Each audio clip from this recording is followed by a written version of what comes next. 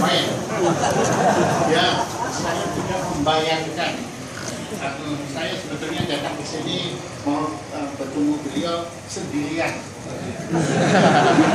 Tapi ternyata ada lautan putih di sini. Ini adalah kebanggaan dan kehormatan untuk saya. Benar-benar tepuk tangan untuk Anda dong. Tapi benar tadi. Sorry ya, katanya ya saya tidak seperti beliau dalam bicara dengan apapun. Ya, dari masih banyak belajar ya. Nah, saya terus terang dibantu oleh pemberitaan-pemberitaan di media massa. Apa memang ada suatu lembaga yang sedemikian jahatnya, yang demikian ya jahat, pokoknya jahat, begitu penuh dengan kekerasan, seperti yang diceritakan itu aja. Nah, entah kenapa pada suatu hari seperti pagi ini juga yang Maha Kuasa menggerakkan sanubari saya waktu itu ketemu beliau.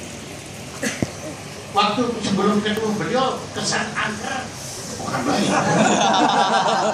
Ya, sebelum ketemu di sana di sekretariat itu ya saya sudah dicegah oleh sekretarisnya.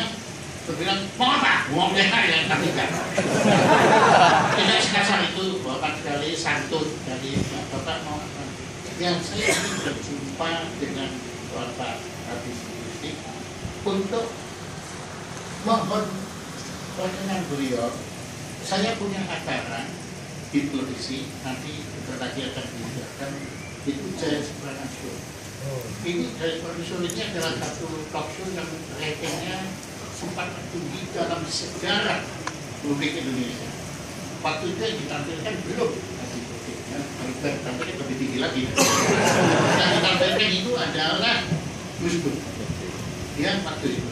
Ya karena Gus Dur masyarakat kami.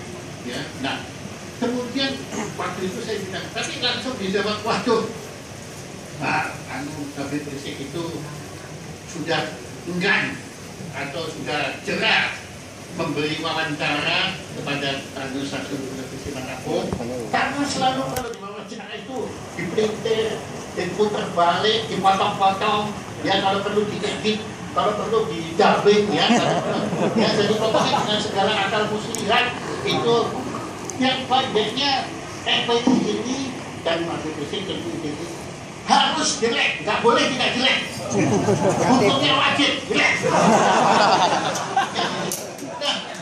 Kemudian anunya maka pantas saja Habib Rizik jelas. Jadi saya yakin Habib Rizik tidak akan mau diwawancara. Tapi kenapa saya nekat jawab tidak, walaupun tidak jawab, saya mau berjumpa. Saya mau ketemu makhluk ini apakah ya, apakah benar demikian mengerikannya sampai waduh seluruh dunia ketakutan semua sampai saya ke Amerika saintis itu kan yang diberitakan saya yakin Amerika pasti pasti karena itu tidak lembaga yang membahayakan dunia pokoknya begitu kan nah kemudian akhirnya berkat itu anak nah saya diterima ya diterima oleh beliau dan kemudian dari sekretariat kita keluar saya pikir gimana aku ternyata rumah beliau dekat sekali nah kemudian datang nah betul juga saya sama sekali tidak melihat makhluk yang menakutkan ya makhluk yang simpatik ya bukan saya ditanya bukan itu banyak ya saya ini memang anunya memang itu keyakinan saya dan betul-betul saya kemudian berdiskusi saya kagum sekali kecerdasannya luar biasa ya betul masalah gitu ya banyak dia ngomong apapun itu bisa jawab ya padahal biasanya kalau orang saya tanya itu banyak yang nggak bisa jawab bahkan sebelum saya tanya pun beliau sudah jawab karena beliau sudah tahu lah ini bagiannya apa sebetulnya. Ya, tadi yang diutarakan beliau. Nah, makanya tadi ini entah kenapa saya ini ada sesuatu yang menggerakkan saya harus ketemu Habib Rizik. Karena sebetulnya kita ada appointment untuk, tapi beliau sibuk sekali. Ya, artinya dari waktu itu appointment untuk wawancaranya ditunda. Nah, tapi ini tidak tahu sama siapa. Terus padahal driver saya cuti semua, ya. Tapi ya ada yang mungkin saya paksa, saya ini kasih tambahan honor. Hasil ada satu driver yang mau berkorban untuk mengangkat saya ke sini. Dan ke sini pun saking gobloknya saya kesasar dulu, kesana dulu, tunggu lagi, misalnya kelebihan ke sana. Ya, pokoknya saya benar-benar diuji keimanan saya, mau ketemu itu benar seriusnya. Kalau sudah mundur, ngapain ketemu Habib Rizik? Tapi ternyata akhirnya saya ketemu, saya kaget sekali. Loh, kok banyak sekali orang ini ada apa? Ya, kemudian saya dengan ramahnya, depan tadi saya lupa yang siapa, tapi karena Anda semua sama semua, ya orangnya.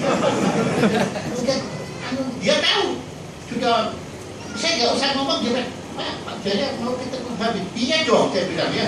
Dia dibawa masuk dan akhirnya saya masuk ke sini. Ini peristiwa merupakan peristiwa yang tidak terlupakan. Ya, bayangkan Anda semua kalau sebelum ketemu Habib Rizik atau sebelum diceritain beliau semua tentang FPI, mungkin kalau saya ketemu Anda semua, mungkin saya mikir takutan ya, takutan. Waduh, nanti saya bakal padahal saya nggak punya nightclub, nggak punya apa-apa. Nah, setelah saya datang ke sini, saya berharap saya kecerdasan Anda, kesantunan Anda, ketulusan Anda. Ya, jadi ya saya memang agama saya Nasrani, akui, tetapi saya itu sejak lama mengagumi Islam. Amin. Betul. Saya benar-benar. Dan saya memang sayang sekali karena saya bukan Muslim. Sampai saat ini saya belum bisa ke Madinah. Saya belum bisa ke Madinah. Padahal itu impian saya. Amin.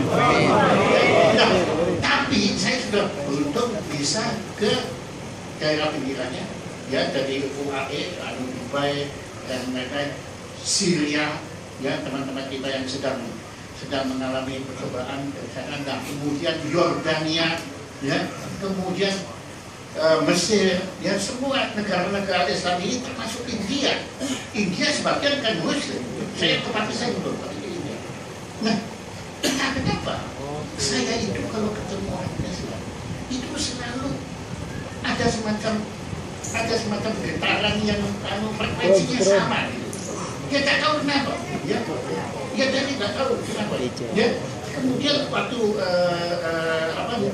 saya pergi ke India, saya juga ketemu orang-orang Islam di sana dan saya mengagumi warisan kebudayaan Muslim di India yang menurut saya puncaknya. Hindu itu landasannya, tapi puncaknya Islam. Dan sampai saat ini. Dan saya mengagumi arsitektur. Kemarin murid saya main di Sydney Opera House memainkan lagu karya Debussy, Prancis, memainkan arabeska. Arabeska itu adalah ornamen-ornamen Arab yang saya lihat di Masjid Ibn Tulun di Mesir, yang saya belum pernah tergetar seperti itu. Masjidnya sederhana sekali kan, misalnya itu bukannya yang begitu kan, tapi sederhana sekali. Tidak ada cat dari tanah, tapi pagi hari saya datang ke sana belum ada orang, tapi dari Mas Rabia itu, malah kalau saya keliru nyebutnya, itu keluar sinar dan saya merasakan itu getaran ilahi. Ya, jadi entah kenapa memang saya bukannya di depan Anda mau menjilat Anda supaya tidak dipukuli, bukan. Ya, kemarin saya mewawancara Roma Irama, ya, dan saya kagum sekali karena beliau memetik salah satu ayat Al-Quran, bukan hadis, ya, Al-Quran, yang saya terkejut sekali. Ada kata-kata, maaf kalau saya terjemahannya keliru, pasti keliru, tapi saya menangkap maknanya, ya, yaitu jangan sekali-kali menghina Tuhan orang lain. Gila, itu gila. Ya, menurut saya, ya dengan segala hormat, ya kalau agama saya, gua nggak mau. Ya, kita akui ya, Tuhan kita itu yang lain itu nggak ada, bukan. Dan itu saya nggak pernah begini. Masuk ke surga, saya tahu menurut teori Kristen, ke surga hanya orang yang percaya pada Yesus. Kenapa? Itu kan agamamu, ya terserah. Tapi saya sebetulnya jengkel. Kenapa gitu? Kemudian saya tanya ke kita saya, provokasi. Dia ketemu saya menghindar ya, karena tahu pasti dijebak. Pak Pendeta, Gus Dur itu bisa masuk surga enggak? Mati dia. Ya, kalau dia jawab bisa, kan menyalahi ya, jangan. Ya, tapi kalau dia bilang nggak bisa, loh kok sombong bener. Ya, tapi ternyata dia sombong. Dia bilang nggak bisa. Loh kok nggak bisa sih? Orang sebaik itu, ya kenapa kok nggak bisa masuk surga? Ya, karena kemudian alasannya sebenarnya yaitu karena beliau tidak percaya Yesus Kristus. Ya sudah, saya menyerah lah, bukan itu kan atau dogma yang nggak boleh dibantah, pasrah. Oh ya sudah, kalau begitu, ya saya terima deh. Tapi saya kalau gitu memilih. Oh enggak, saya tanya, nah, kalau gitu surga misalnya kan masuk mana? Ya masuk neraka, dia bilang. Kasihan bener, masuk neraka. Oh dia di dunia hidupnya kayak di neraka. Dan kemudian saya bilang begini, oke, saya kalau gitu saya nggak mau masuk surga. Saya nggak masuk neraka. Loh, pendetanya sudah siap mengutuk saya supaya saya masuk neraka. Loh ini kok malah saya bilang, malah saya mau milih masuk neraka. Loh kenapa? Kamu kan dokter aku. Karena lebih baik saya di neraka kumpul dengan orang seperti Gus Dur daripada saya di surga kumpul seperti itu.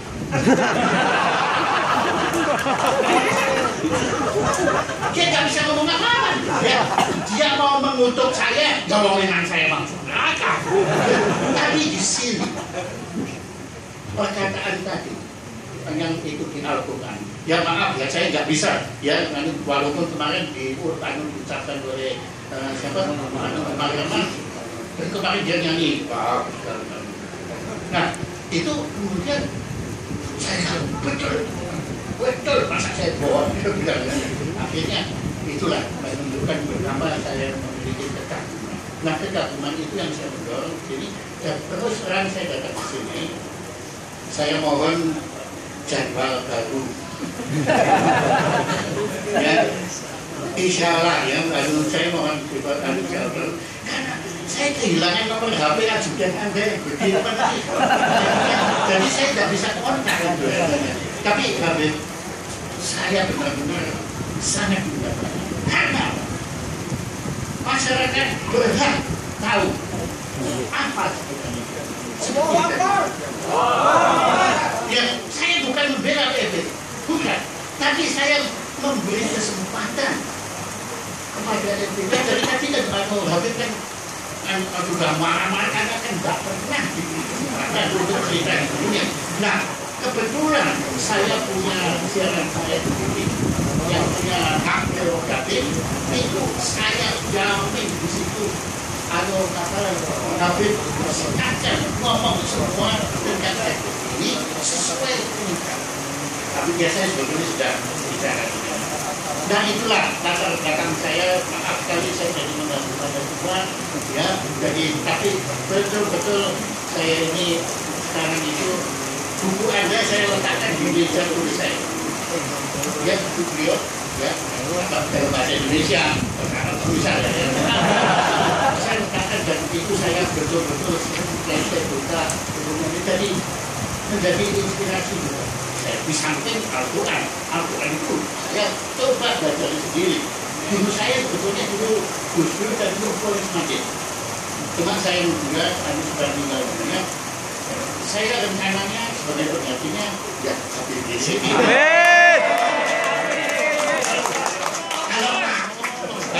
Kalau tidak melakukan ya oke.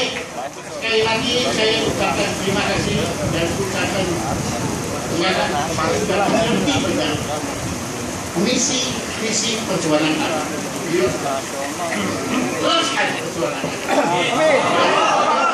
Ya karena memang kalau nggak ada orang-orang seperti Anda ini difasilkan pelan-pelan tanpa kita sadar siang itu akan menguasai.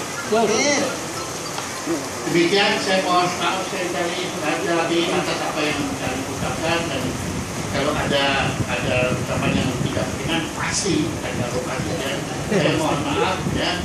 Dan tapi kalau Anda tidak mau beri maaf tidak apa-apa, saya yakin Yang Maha Kuasa akan memaafkan saya. Terima kasih ya, hidup FPI. Terima kasih banyak kepada Bapak Yaya Suprana yang telah menyampaikan pesan dan kesannya.